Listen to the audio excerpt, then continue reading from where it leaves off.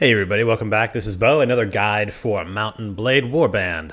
This one will be about how to select your faction. Now before we start going into selecting your faction, let's do a little check. Let's make sure that you are good to go. Let's go to reports, check on your character report. Alright, so if you got more than 100 renowned, which means you probably have that from fighting a whole bunch of you'll be killing looters and sea raiders and all that, you'll have enough. Shoot for try to get over 100 renowned. It just makes it easier and makes folks feel happy to have you around. Plus, it'll make it really easy for you to get into a faction. So first thing I want to do is when I'm researching a faction, I want to see, well, how many factions, like how many people are in the faction. You can kind of tell. So if you look here, you click on each of the factions. There are a total of 6 factions. And you can just take a look and see how many people are in a faction. Now, you might want to look at it because it should be about 30, 40, 50, 60, 10, 18, 19, 20, and I think it's all 20. I think about 20 on each one. So really the determining factor you have to deal with is size and also who's at war.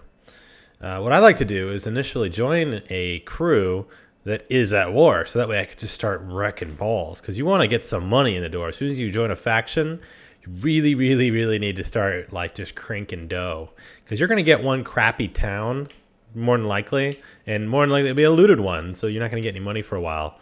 But if you're able to start going down and pounding nobles or raiding, which is more important, you want to start raiding villages.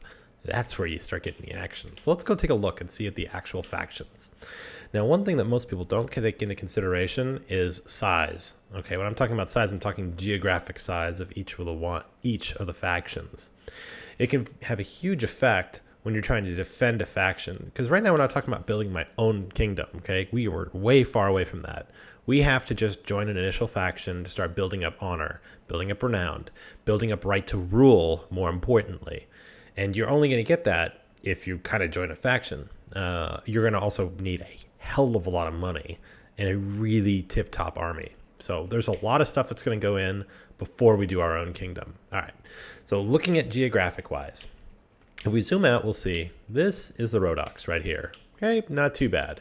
It's a lot of mountains, a lot of valleys, and not great if you have a cavalry-rich army. If you had a more infantry and archer army, this is hot stuff. Now, the Swadians love Swadians, but it's such a large area, and you're cornered by 1, 2, 3, 4, 5. Every single one of the factions comes right into your territory, whereas Rhodoks only have to deal with 2, which is the Serenade and Swadia. Okay, something to consider. The Nords, they have this kind of weird shape. It's not too big, right? But it's a weird shape, and it's tough to get up here all the way down to here. Generally, not bad, but it can be difficult because you got the Vagars and Swadia on your door. But again, it's only 2. This one has every single one. The Vagars, okay, they have to deal with the Karagites over here, but big mountain. The Swadians and Nords.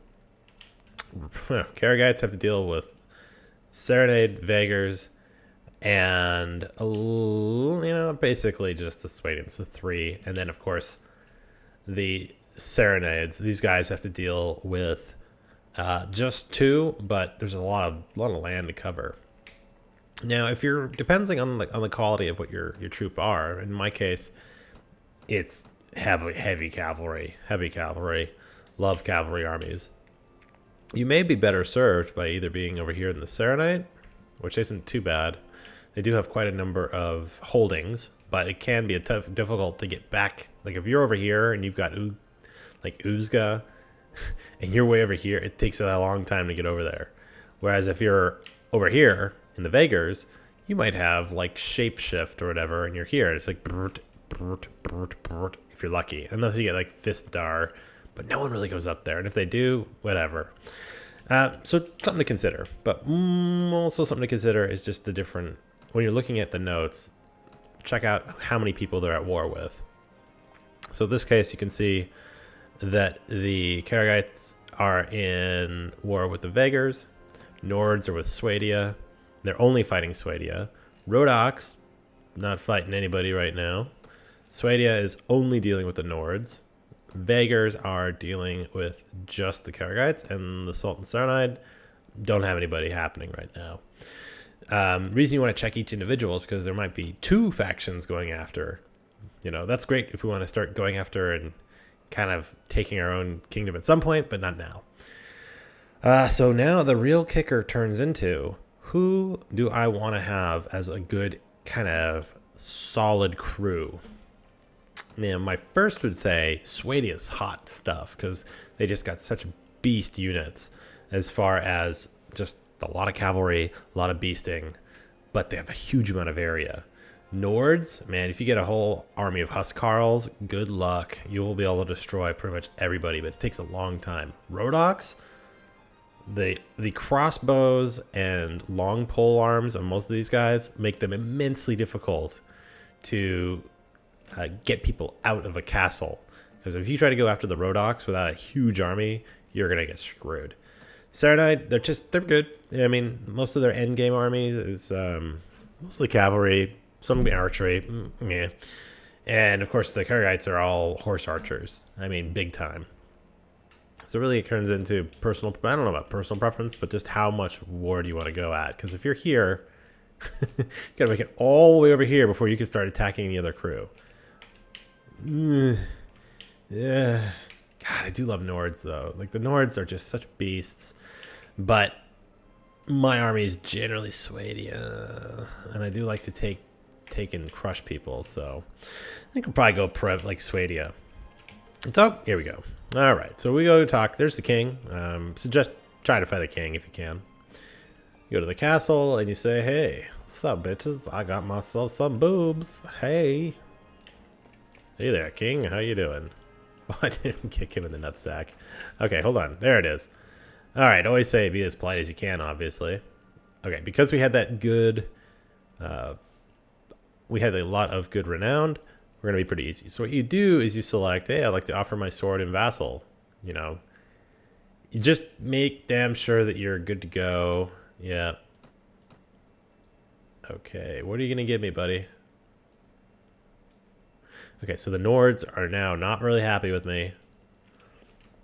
So that's okay.